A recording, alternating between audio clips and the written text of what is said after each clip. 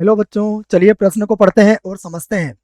हल कीजिए। Sine theta plus sign 2 theta plus sign 3 theta बराबर 1 plus cos theta plus cos 2 theta.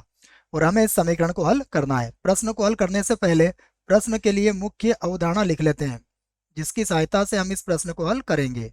तो अवधारणा मुख्य अवधारणा में हम प्रश्न से संबंधित कुछ सूत्रों को लिखेंगे, जिसमें पहला सूत्र होगा यदि यदि साइन एक्स बराबर साइन वाई हो, साइन एक्स बराबर साइन वाई हो, तो इस स्थिति में जो व्यापक हल होता है वह होता है एक्स बराबर एन पाई प्लस माइनस 1 की घात एन वाई। और यहाँ एन जो होगा वह सदैव एक पूर्णांक होगा। यह हमारी पहली मुख्य अवधारणा है इस प्रश्न के लिए। इस प्रश्न के लिए हम दूसरी मुख्य अवधारणा भी लिखेंगे।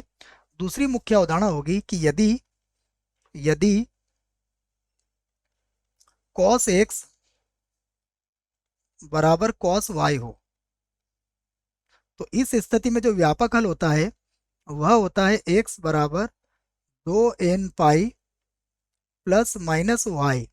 और यहाँ पर भी n जो होता है वह सदैव पूर्णांक होता है। एक और सूत्र का प्रयोग हम यहाँ पर करेंगे, उसे भी मैं यहाँ लिख देता हूँ। देखिए कि यदि cos x बराबर 0 हो, तो इस स्थिति में जो व्यापक हल होगा वह होगा x बराबर 2n+1, और यहाँ पर हो जाएगा पाई बटा 2। और यहाँ पर भी n बिलोंग्स टू z, अर्थात n सदैव एक पूर्णांक को व्यक्त करेगा। चलिए प्रश्न को आरंभ करते हैं। प्रश्न में जो समीकरण दिए उसे लिख लेते हैं। तो देखो, जो समीकरण दिए वो क्या है हमारे पास। प्रश्न की समीकरण यह है हमारे पास साइन थीटा, उसके बाद प्लस का साइन 2 थीटा, उसके बाद प्लस का साइन 3 थीटा, और बराबर ये होगा 1 प्लस कॉस थीटा, और होगा प्लस का कॉस 2 थीटा। अब यहाँ पर देखिए, हम इसको सबसे पहले ये कॉस 3 थीटा और साइन थीटा को पास में लिख लेते हैं। क्यों लिखते हैं इसको भी मैं आपको यहाँ समझा देता हूँ। देखिए सबसे पहले सबसे बड़ा कोण जो है 3 थीटा है, तो ये होगा साइन 3 थीटा और प्लस साइन थीटा। उसके बाद यहाँ लिख देंगे साइन 2 थीटा बराबर ये होगा 1 प्लस कॉस थीटा और प्लस का कॉस 2 थीटा। अब देखिए यहाँ पर जो है हम sine C plus sine D का सूत्र लगाएंगे, और उस सूत्र को भी मैं लिख देता हूं। देखो, हम जानते हैं sine C plus sine D बराबर होता है 2 साइन सी प्लस डी बटा 2 और गुणा कॉस सी माइनस डी बटा 2। तो एक तो हम इस सूत्र का प्रयोग यहाँ पर करेंगे, यह मैंने लिख दिया है। और उसके बाद देखिए दूसरा हमें यह भी याद है कि कॉस 2 थीटा बराबर होता है 2 कॉस स्क्वायर थीटा और -1 के। और एक हम इस सूत्र का प्रयोग करेंगे। दोनों ही सूत्र मैंने लिख दिए हैं। आइए यहाँ सूत्र का प्रयोग करते हैं।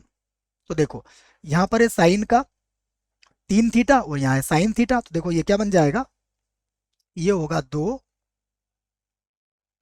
साइन, 2 को मैं एक बार और लिख देता हूँ, 2 साफ नजर नहीं आ रहा है यहाँ पर। तो देखो ये बनेगा 2, उसके बाद साइन ये होगा 3 थीटा प्लस थीटा बटा 2, और उसके बाद होगा कॉस ये होगा 3 थीटा माइनस का थीटा और बटे में कितना होगा 2। अब देखिए उसके बाद प्लस कितना बचा हुआ है यहाँ पर, इसे देख लेते। साइन 2 थीटा, तो साइन 2 थीटा को हम वैसे ही लिख देंगे बराबर। देखिए बराबर के बाद क्या है हमारे पास, 1 plus cos theta, 1 plus cos theta. और उसके बाद देखिएगा, उसके बाद ये जो कॉस 2 थीटा है इसको इस सूत्र की सहायता से 2 कॉस स्क्वायर थीटा -1 लिख दिया जाएगा। तो इसे लिख दूंगा मैं 2 कॉस स्क्वायर थीटा और -1। तो यहाँ पर देखो आप ये कह सकते हो कि 1 और -1 तो कट जाएगा, और इसे अब हम हल कर लेते हैं। तो ये होगा 2, देखो 3 और 1 4, 4 थीटा को जब 2 से भाग लगाओगे तो यहाँ बनेगा साइन 2 थीटा, और यहाँ पर हो जाएगा कॉस, और देखो 3 में से 1 घटाओगे तो बचेगा 2 थीटा, और 2 से भाग लगाओगे तो कॉस थीटा बच जाएगा यहाँ पर। और प्लस का कितना है, प्लस का है साइन 2 थीटा। और देखिए यहाँ से अगर आप देखें तो यहाँ से कॉस थीटा को कॉमन निकाला जा सकता है। तो यहाँ से मैं क्या करता हूँ, कॉस थीटा को कॉमन ले लेता हूँ। तो हमारे पास यहाँ क्या बचेगा, यहाँ पर हो जाएगा 1 प्लस 2 कॉस थीटा। अब देखिए यहाँ से भी हम चाहें तो साइन 2 थीटा कॉमन ले सकते हैं।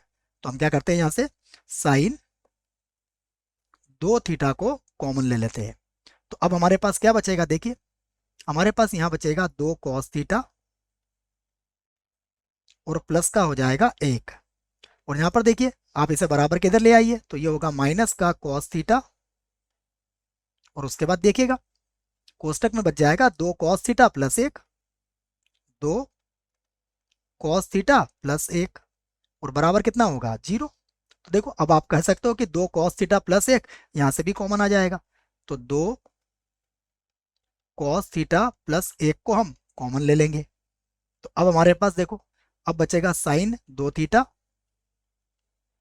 और उसके बाद हो जाएगा माइनस का कॉस थीटा, और बराबर कितना होगा 0।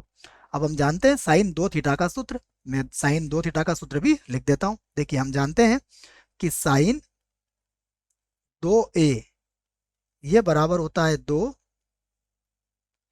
साइन a और कॉस a के। तो इस सूत्र का प्रयोग हम यहाँ पर करेंगे। तो अब इसे लिख लेंगे हम, देखो ये तो होगा 2 कॉस थीटा प्लस 1, और उसके बाद साइन 2 थीटा ये बन जाएगा 2 साइन थीटा कॉस थीटा, और माइनस का हो जाएगा कॉस थीटा, और बराबर क्या हो जाएगा 0। इस थीटा को थोड़ा ठीक लिख लेते हैं, इस थीटा को। और देखो यहाँ से भी आप कहोगे कि कुछ कॉमन निकल सकता है, तो यहाँ से अब हम क्या करेंगे, कॉस थीटा को पुनः कॉमन ले लेंगे। तो अब हमारे पास बचेगा 2 कॉस थीटा प्लस 1, उसके बाद फिर से हम क्या करेंगे, यहाँ से कॉस थीटा को कॉमन ले सकते हैं। तो अब हमारे पास बचेगा 2 और साइन थीटा, और माइनस का 1 बच जाएगा यहाँ पर, बराबर कितना हो जाएगा 0। अब देखिए यहाँ पर हमें 3 गुणनखंड प्राप्त हुए हैं, तो हम क्या करते हैं, तीनों की तुलना अलग अलग जीरो से कर सकते हैं। तो सबसे पहले मैं इसको लिखता हूं कि यह बनेगा 2 कॉस थीटा प्लस 1 बराबर 0। उसके बाद अगला बनेगा कॉस थीटा बराबर 0, और फिर अगला होगा 2 साइन थीटा माइनस 1 बराबर 0। अब हम इन तीनों को अलग अलग हल कर लेंगे। तो देखो सबसे पहले हम हल करते हैं 2 कॉस थीटा प्लस 1 बराबर 0 को। तो अब हम क्या करेंगे, जो पहला वाला भाग था उसे हल कर लेंगे। ठीक है, इसको मैं यहाँ से मिटा देता हूँ। देखो पहला भाग जो है वह क्या होगा हमारे पास, 2 कॉस थीटा प्लस 1 बराबर 0, यही था, देख लीजिए आप, 2 कॉस थीटा प्लस 1 बराबर 0। तो यहाँ से देखो 1 को बराबर किधर लाऊंगा और 2 को बटे में लेके आऊंगा, तो ये हो जाएगा कॉस थीटा बराबर माइनस का 1/2। यहाँ से देखिए फिर से इसको लिखूंगा मैं, कॉस थीटा बराबर होगा माइनस, और 1/2 कॉस में कितने का मान होता है, यह कॉस 60 डिग्री का मान होता है, अर्थात इसे लिख देंगे हम पाई/3। अब यहाँ पर देखिए हम एक और सूत्र का प्रयोग करेंगे, उसे भी मैं लिख देता हूं। हम जानते हैं कॉस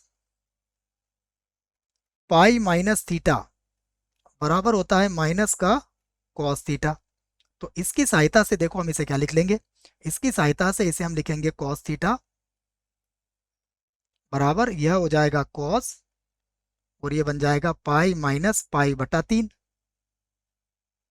तो ये बन गया कॉस थीटा बराबर, यह हो गया कॉस और 2 पाई/3। अब यहां से देखिए आप इसका व्यापक हल लिख सकते हैं।